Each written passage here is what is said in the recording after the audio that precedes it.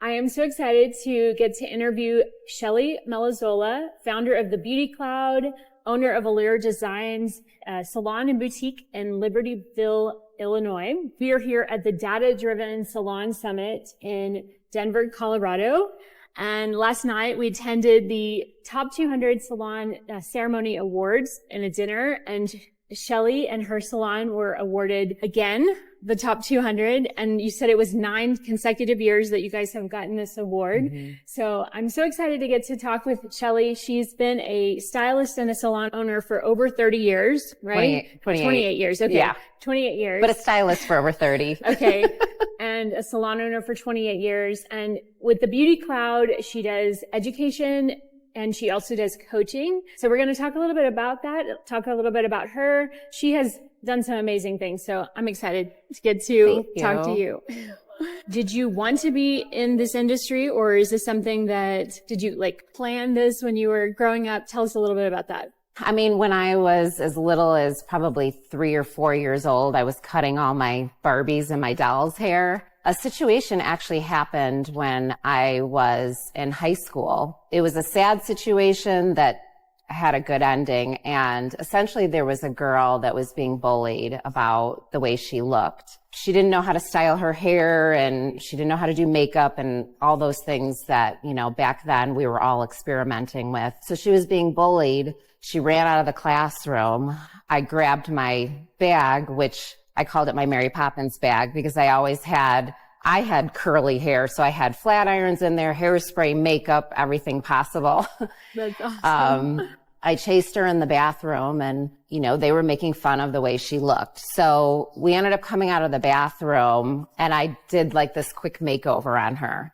So I walked into the classroom and I asked my teacher if I could announce her in to the class. So she had left crying, and, wow. The teacher said, yes, go ahead. And so I announced her back into the classroom, and seeing the look on her face, and then the kids that were bullying her, sometimes how we feel about ourselves on the outside, when you can transform that into how hopefully we feel on the inside. It was that moment that I just realized, I have to do something with hair and makeup. I love what you said about transforming what's on the inside to reflect the yes. outside. She's already a beautiful person. Yes.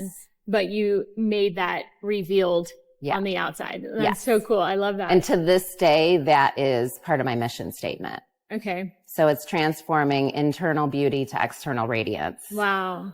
So it's what's already there. It's just making it shine for other people to see. So after that moment, then you were like, I want to do this. I was hooked. And then I started doing all my girlfriends and friends' hair. And that kind of led to a field trip where we went to a trade school. I had never been to a hair salon. My mom had somebody that did hair in their home. So it's like going into a cosmetology school and seeing all this action, and that was it. And from there, I also decided I wanted my own business. By the time I graduated from high school, I went to cosmetology school while I was in high school. So they had a program where they could bus us over. And so by the time I was 18, I was licensed. I took my state boards and got to work right away. And then I was only 25 when I opened my salon. Wow. So I partnered with 2 other women. They were both about 20 years older than me, so they brought that wisdom to my world. And they eventually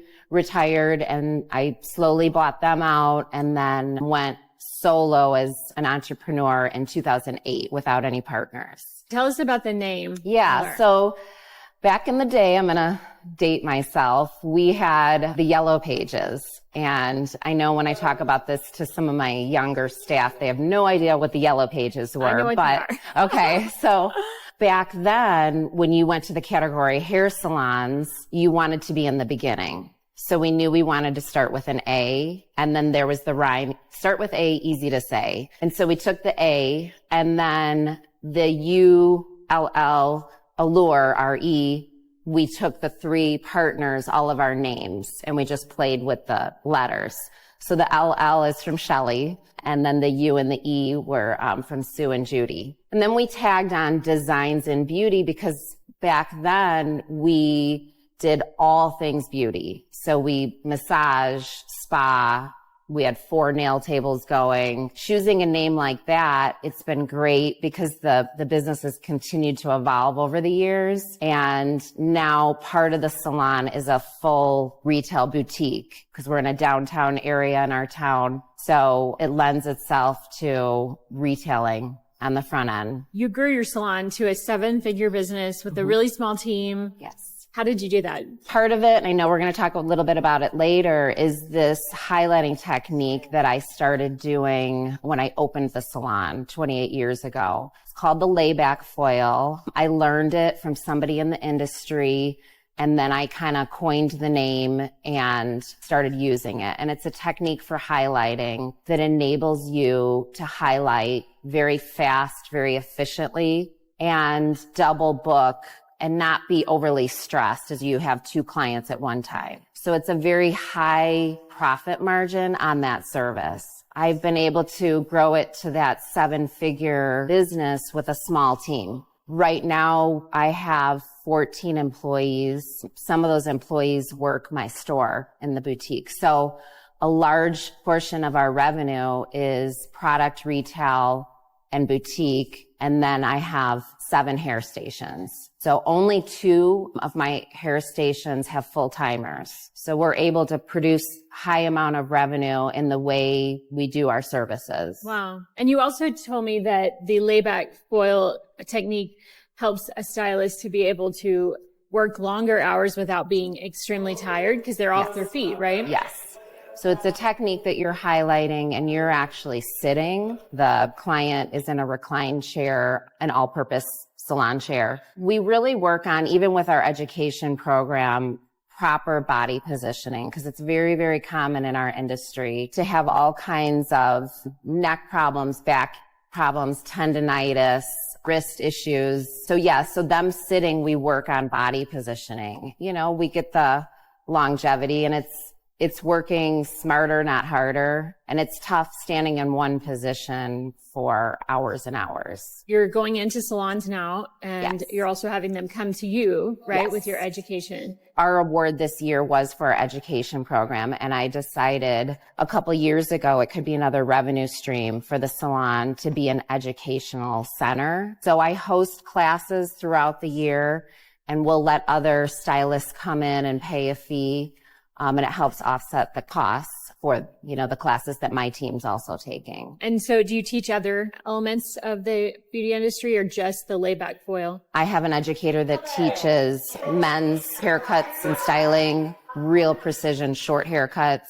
And then I have a curly educator. Some of the classes that we're teaching our staff now, we're bringing it out into the industry. You also offer coaching, and I know that you were able to triple a retail business that you were coaching their retail sales within 1 year of working with you. Talk about that. How did that happen? They didn't have systems in place for retailing. So it started with working with the leader and then just really understanding, the systems that needed to be in place, having the right retail. There's an emotional component that I think a lot of business owners miss. And it's one thing to put all these systems and scripts in place, but it's another thing to really get in the head of the entrepreneur, of the leader, and then really understand the team and what's going to work. And I don't believe that there is one cookie cutter business model that fits in every business. So you have to figure out the culture of that company and then what works. And then, also how does that team feel about the products that they're selling? So when you talk about that emotional connection with them, you're saying they have to, really care about what they're selling. Yes. Instead of it just being something that's in the store. Last year, we had, I would say, the lowest retail, as in product sales that I've had in the life of my business. And it was a big wake-up call for me because that's, as we know, it's hard to get our margins from hair salons that we need. And so we can't just have product retail sales decline. Coming out of the pandemic and, watching so many customers start to buy online, I had to really look at that and figure out, what are we going to do different in 2024? What didn't work in 2023? I've been analyzing the first quarter of 2024's retail numbers, and we're up almost 30%. Wow. And it's because of the new systems that I've put in place, but most of it is the communication that I have with my staff. So for our quarterly reviews, which I also just recently completed, I had put into place retail training one-on-one. And so it was a lot of time that I invested into my staff. But the first thing I did was I surveyed all of them and asked, do you like retailing? What do you enjoy about it? What do you not enjoy about it? Every single person that works for me personally likes selling retail. And some of the ones that struggle with their numbers, it wasn't about, oh, they don't like what we have. It was essentially these emotional components and different things that I was missing. So in working on that, we knocked it out of the park with retail. So it gave me hope. One of my favorite things to coach and talk about is the art of retailing. One of the things that I do is walk you through, okay, Rebekah, think about what's in your bathroom and the products that you have in your bathroom. Especially in the beauty industry, we have tons of products in our bathroom. But why do we have so many products? It's usually because it's not the right thing. With my Italian background, I've got, dark circles and I get puffy and retain water. So I'm always looking for that perfect concealer. But I found it years ago. I do not run out of that concealer. I will be scraping it and I'll have 2 in the queue, that I can use. And so there's that emotional component that it's worked for me. Yeah. I have no problem selling that concealer. I can talk about it all day long. Right. So you probably have products in your bathroom. Same thing. It's easy because you love them. And that's the emotional component, that is connected to retailing. Okay. So then did you actually bring in new products based on what your team has in their bathroom or things like that? We have slowly brought in some one-off products. Okay. And we're going to continue doing that and streamlining our product lines. So we have things that we really believe in and that we're going to sell. Yeah. We don't have to have these big, huge lines. And then, one-off products, they're just sitting on the shelf and they don't have high turnover. So we are bringing in a new line. This year I've been interviewing different product companies, and then the staff had a large voice in it.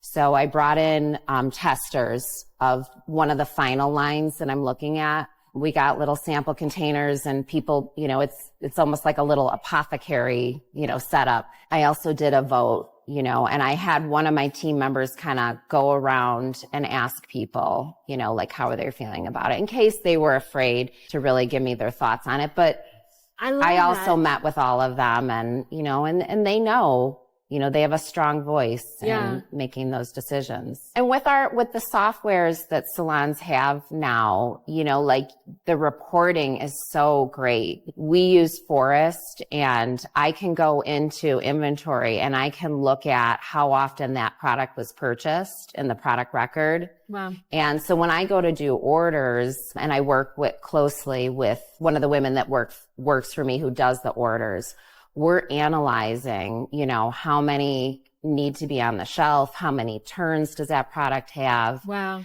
And that's something else I like to work with coaching clients because business owners are so busy. Placing orders is an easy thing to either have your product reps do or an employee do. It's a lot of cash sitting on the shelf if we don't have the right things on the shelf. Wow. So if someone wants to get a hold of you, they want to start coaching with you, they want to bring you out to teach them and their team about the Layback Foil, they should go to thebeautycloud.com, right? Yes. Okay. Yes. Yep, thebeautycloud.com. They can email me. It's really easy, Shelly@thebeautycloud.com. Awesome. All right. Well, thank you so much for taking time with me, Shelly. And I'm excited. I feel like you have so much to offer the beauty industry and the salon owners, and you've learned a lot, and it's something that you should take advantage of because it's valuable.